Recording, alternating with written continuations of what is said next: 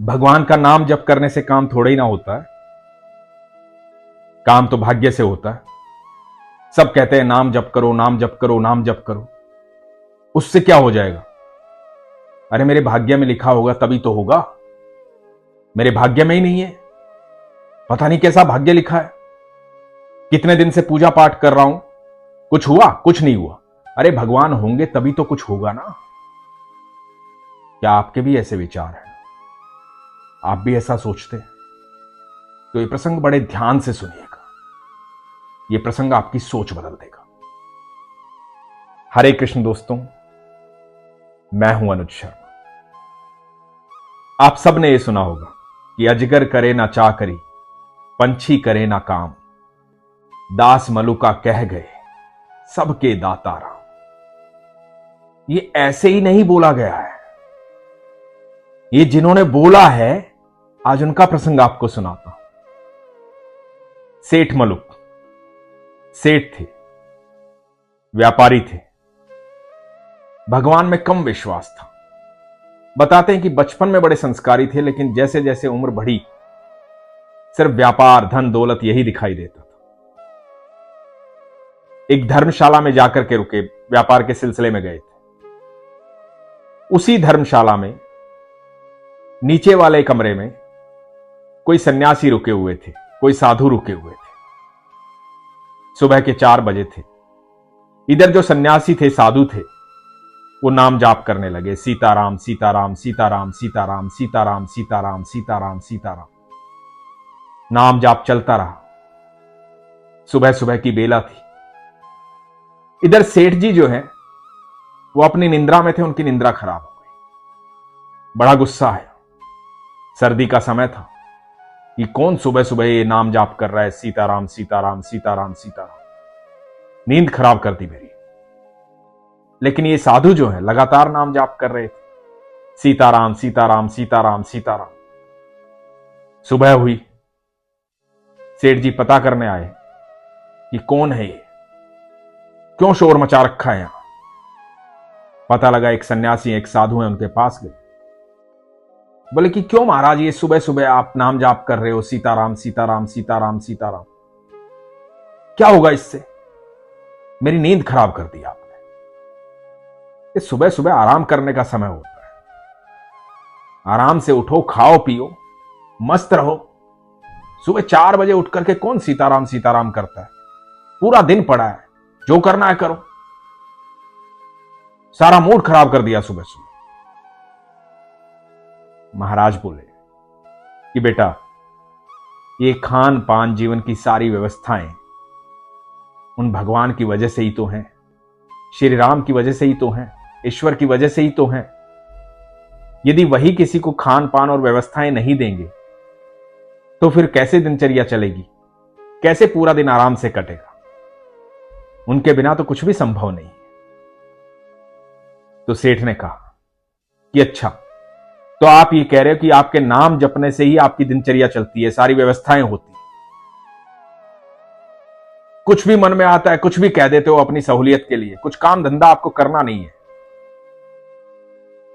नाम जाप करना है, बस ये ढोंग करना है, कुछ काम धंधा नहीं करना है। आप ऐसे ही व्यवस्थाएं नहीं बनती, काम धंधा करना होता है, मेहनत करनी होती है। जब मेहनत करते हैं ना तो आपका भाग्य चमकता है, धन आता है, उससे व्यवस्थाएं बनती हैं। नाम जाप करने से व्यवस्थाएं नहीं बनती। तो महाराज ने बड़े शांत स्वभाव से कहा कि सारी व्यवस्थाएं नाम जाप करने से ही बनती हैं। जो भोजन हम करते हैं वो ईश्वर ही हमें देते हैं, तभी हम कर पाते हैं। तो सेठ जी बोले कि ठीक है, तो मैं तुम्हें 24 घंटे का समय देता हूं। मेरी नजर में तो भगवान होता नहीं, लेकिन यदि तुम कहते हो कि भगवान होता है और वही सब कुछ देता है, तो मैं 24 घंटे का समय देता हूं। 24 घंटे में अपने भगवान को बोले कि मुझे भोजन करवाए, मैं कुछ भी नहीं करूं। यदि तुम्हारे भगवान ने मुझे भोजन करवा दिया तो मैं जिंदगी भर के लिए तुम्हारा शिष्य बन जाऊं, और यदि भगवान ने भोजन नहीं करवाया तो तुम मेरे शिष्य बन जाना। तो महाराज ने कहा कि ठीक है, जैसी आपकी इच्छा, ऐसा कर लीजिए।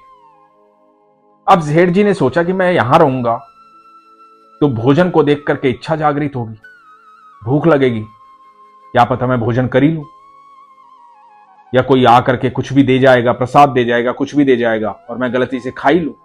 तो एकांत में चला जाता हूं, एकांत में जाऊंगा जहां कोई भोजन ना दे पाए, और 24 घंटे बाद मिलता हूं इनसे और फिर बताता हूं। इधर महाराज जो है अपने ईश्वर को याद कर रहे हैं, कह रहे हैं प्रभु इसे सद्बुद्धि दे, इसे समझा प्रभु कि सबका दाता तू ही है, तू ही सबको देता है। इसका शिष्य नहीं बनना प्रभु, मुझे आपकी शरण में रहना है। ये साधु प्रार्थना कर रहे हैं भगवान से। इधर जो सेठ जी हैं वो जंगल में चले गए हैं। वहां से थोड़ा सा दूर एक पेड़ पर जाकर के, बड़ के पेड़ पर जाकर के बैठ जाते कि यहां बैठा रहूंगा। अब यहां कहां से खाना आएगा, कौन खाना खिलाएगा? कल जब पूरे 24 घंटे बीत जाएंगे तब जाऊंगा और फिर बताऊंगा कि देखो कुछ नहीं दिया तुम्हारे भगवान ने, अब बन जाओ शिष्य। इधर ये पेड़ पे बैठे हुए हैं। थोड़ी देर बाद क्या देखते हैं, कुछ बंजारे आए। उन बंजारों ने वहां पर अपना भोजन तैयार करना शुरू किया। थोड़ी देर के लिए विश्राम के लिए रुके थे। बंजारे तो ऐसे ही होते हैं, कभी कहीं कभी कहीं। तो उस पेड़ के नीचे वो अपना भोजन तैयार करने लगे और भोजन तैयार होने लगा। इधर ये सेठ बैठे हुए हैं। इन्होंने कहा कि कुछ भी हो जाए नीचे नहीं उतरूंगा, कितनी भी अच्छी खुशबू आए भोजन नहीं करूंगा, और जब भोजन मैं ही नहीं करना चाहूंगा तो मुझे कौन करवा सकता है?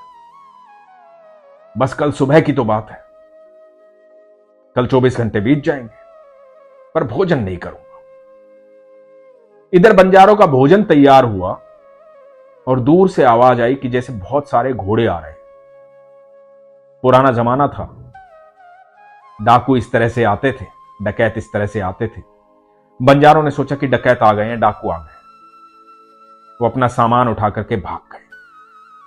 भोजन वहीं रह गया। पीछे से डकैत आ गए, बहुत सारे घोड़े आ गए। डकैतों ने देखा कि यहां तो भोजन तैयार रखा हुआ।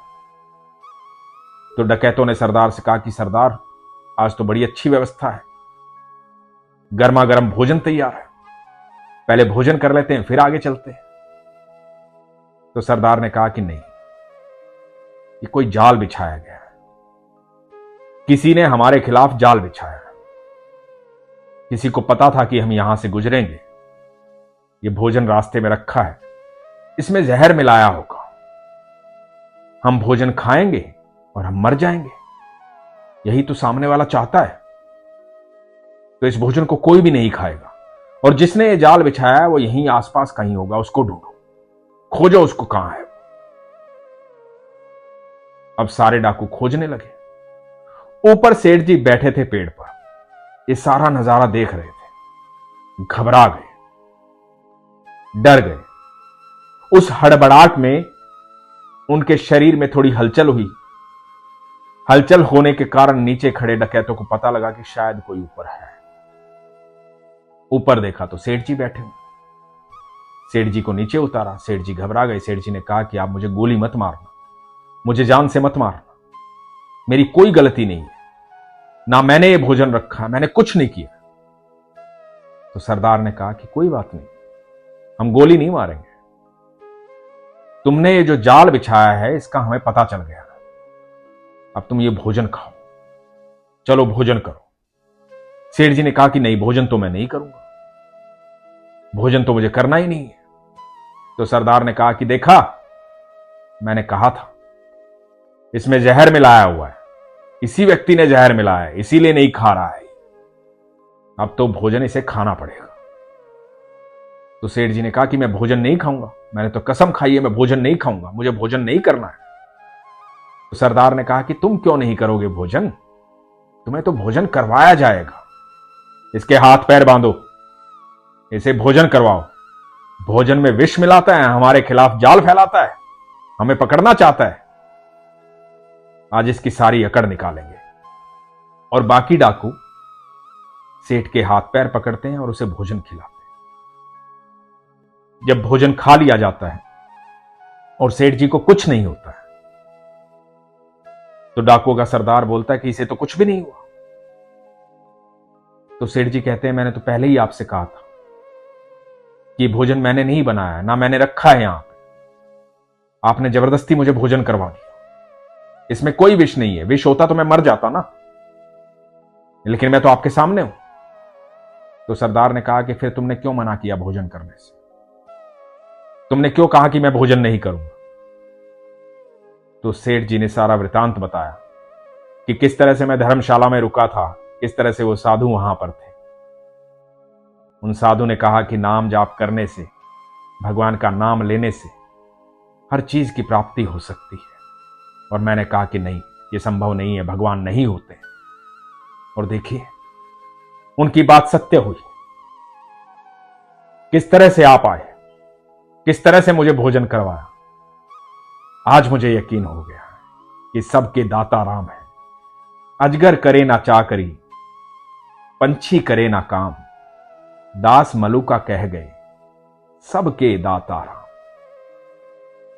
ये सेठ जी संत मलुक दास जी थे, भगवान के अनन्य भक्त। बताते हैं कि 108 साल तक इस धरती पर रहे, बहुत कुछ लिखा, भगवान के अनन्य भक्त हुए, ईश्वर से बेहद प्रेम करते थे।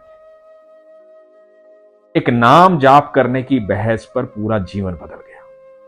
जो लोग ये कहते हैं ना कि भगवान का नाम लेने से, आराधना करने से कुछ नहीं होता, उनको मैं कहता हूं एक बार विश्वास करके तो देखो। आपका नाम जाप करने से आपके शरीर की ऊर्जा सकारात्मक हो जाती है। सिर्फ आपकी ऊर्जा सकारात्मक नहीं होती, आपके आसपास की ऊर्जा बदल जाती है। और जब आपके आसपास की ऊर्जा बदल जाती है तो ऐसी कोई चीज नहीं होती जो असंभव होती है, क्योंकि मेरे ईश्वर के शब्द कोश में असंभव शब्द ही नहीं। आपने कभी सोचा है कि जंगलों में इतने बड़े बड़े पेड़ लगे होते हैं, बड़े तरीके से लगे होते हैं, कौन आकर के उनको जल देता है? जितने भी जीव इस अनंत ब्रह्मांड में है ना, एक छोटी सी चींटी, उसकी जो पदचाप होती है ना, वो जब चलती है और जो आहट होती है चींटी की पदचाप, उसे भी सुनता है मेरा ठाकुर। एक बार विश्वास करके देखो, और जिस दिन आप विश्वास करना शुरू कर देंगे ना, आपके जीवन में पल प्रतिपल चमत्कार होने शुरू हो जाएंगे। क्योंकि चमत्कार तो हर पल हो ही रहे हैं, लेकिन आंखों के सामने अविश्वास का पर्दा है। जैसे ही अविश्वास का पर्दा हटेगा और विश्वास नेत्रों में जागृत होगा, मन में जागृत होगा, आपकी दृष्टि में वो क्षमता आ जाएगी कि आपको ये सारे चमत्कार दिखाई देने शुरू हो जाएंगे। एक अदृश्य शक्ति आपके चारों तरफ एक घेरा बना देगी, जिससे आप सुरक्षित रहेंगे। इतनी सकारात्मक ऊर्जा का प्रवाह आपके शरीर से होगा, आपकी वाणी से होगा, कि लोगों के जीवन बदलने शुरू हो जाएंगे। आपके चेहरे पर एक अद्भुत तेज आएगा, आपकी ऊर्जा में वो क्षमता आ जाएगी कि आपसे मिलकर के कितना भी नकारात्मक व्यक्ति हो, सकारात्मक हो जाएगा। क्योंकि जब आप ईश्वर के करीब जाते हैं तो ईश्वर की ऊर्जा से जुड़ जाते हैं, आप ईश्वर के प्रिय हो जाते हैं। ईश्वर आपको सारी क्षमताएं प्रदान करते हैं। इसलिए एक बार विश्वास करके देखिए, फिर देखिए हर पल चमत्कार। इसीलिए हमेशा कहता हूं, अपने विश्वास को मजबूत रखिए, अपना ख्याल रखिए। हरे कृष्ण।